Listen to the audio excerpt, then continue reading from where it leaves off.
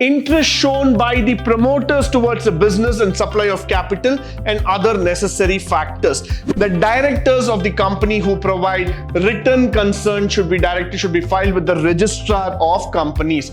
So once the certificate of incorporation is given, that means you can start working with the company altogether.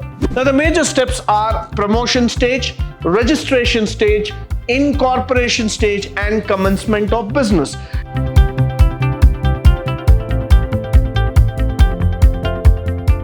Good morning and welcome to the Session 1, Unit 2, Second Semester Company Law and Practice in BCom, where we're going to talk about formation of companies. Now, in this session, we're going to talk how a company needs to be formed and what are the ideologies behind it. The formation of company goes through a number of steps.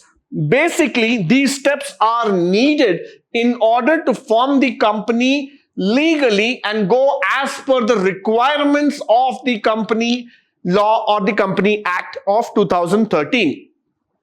Now the major steps are promotion stage, registration stage, incorporation stage, and commencement of business.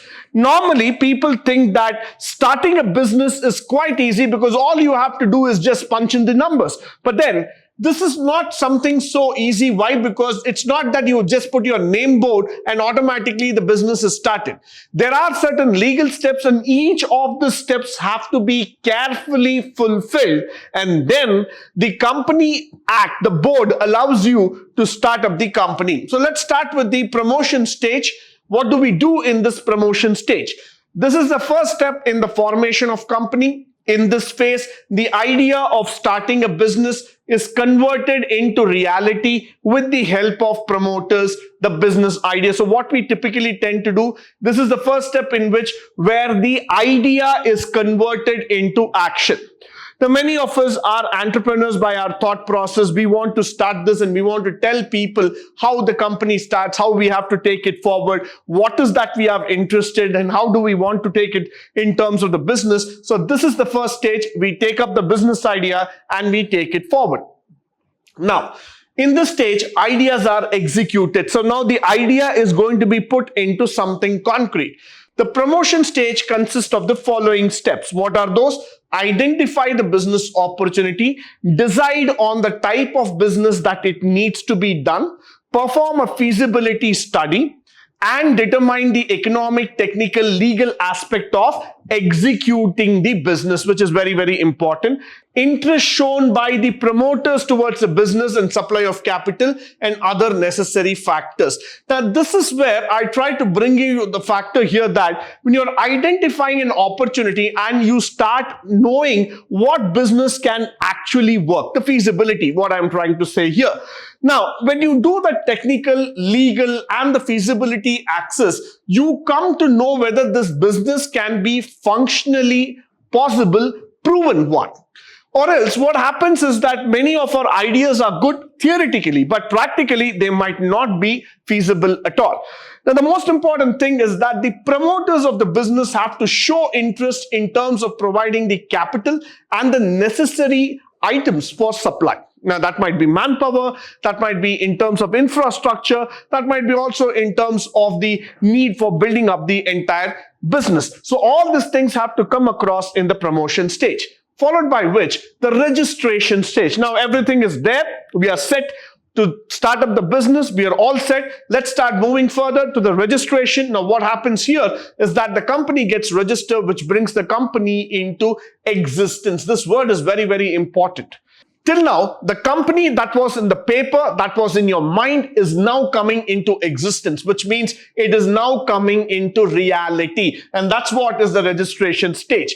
Now, a company is said to be existence if it is registered as per the Companies Act. In order to get the company registered, some of the documents are needed to be provided to the registrar of companies. So the registration stage will again need documentation which needs to be presented to the registrar at that point of time so that the registration can get over. Followed by which, what are the documents that are needed? The first one is Memorandum of Association. The second one is Article of Association. What is memorandum? This must be signed by the founders of the company. Minimum of 7 members required in the case of public, and in the case of private, 2 people are needed. MOA must be properly registered and stamped, followed by the article, which needs to be again signed and submitted. All members who have previously signed the MOA should also be signing the Articles of Association. These 2 documents are very, very important because they form the lifeline of the company. So first thing is memorandum. The second thing is the Article of Association. Followed by which, the next stage is preparing the list of directors, which should be filed in the registrar. The directors of the company who provide written consent should be filed with the registrar of companies. The notice of address needs to be filed. Yes, that is very, very important.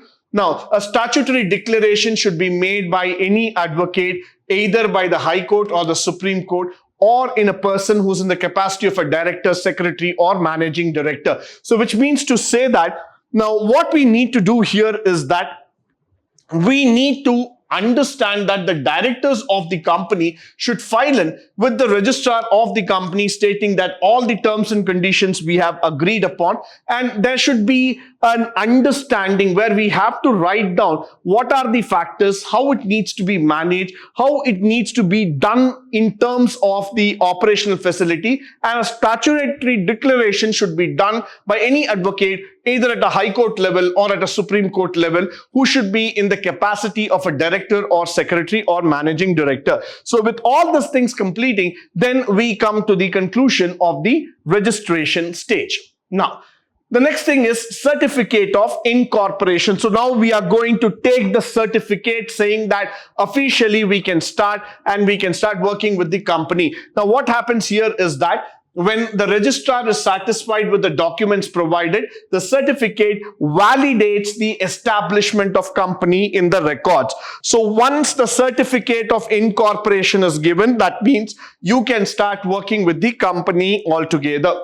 Now, the certificate of commencement of business, which is different from the incorporation. Why? Because here you are saying that company is ready to start doing business, while in a private company, you can start the business once it is registered. So in a public company, you have to get that commencement of business certificate, which is an additional step that you have to take, whereas in a private company, you don't have to do that. Now, let's move on to the next stage where the commencement of business. Public companies receiving the certificate of incorporation can issue prospectus to the public in order to raise the capital. Nowadays, IPO has become a very big trend in the market. So anybody who wants to raise funds from the public can go on this method. They can raise an IPO. So it is very, very important that a corporation goes ahead after the commencement of business in terms of raising funds from the public. They can issue the prospectus and they are ready to increase their market share or the capital.